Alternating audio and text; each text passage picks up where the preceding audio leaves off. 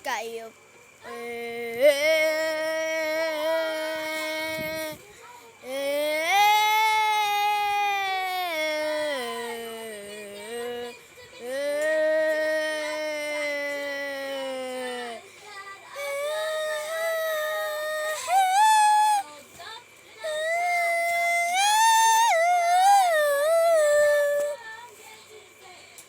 Kayo pa na nakaupo,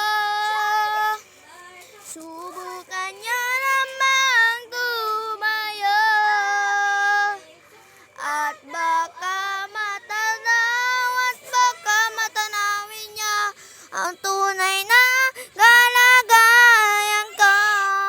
Ganto kasi tao po, nandiyan ba kayo sa loob ng malaking bahay, malawak na bakura, mataas na pader, pinapaligiran, apilang mga mamahal sa sasakyan, mga patay na laging bulong ng bulong, wala namang kasal pero marami ay nakabarong, lumakas ng ulan mulain, butas ng butong, mga plato, kutsaray, hindi kilala ng undong, hindi hinsin na sana nanarong kahit di na Pasko sa lamesa may hamong sarap siguro mga maniran sa dyan kayo magtatupong at kaya naman kasi ang sarap talaga niya kasi ayoko na mag-isa, ayoko na talaga.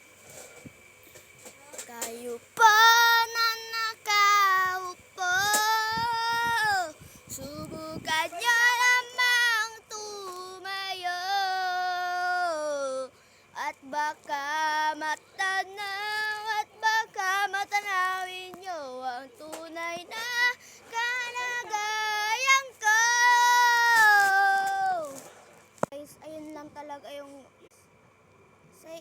ayun lang yun. Pero mag-like muna kayo dyan. Like and subscribe, comment.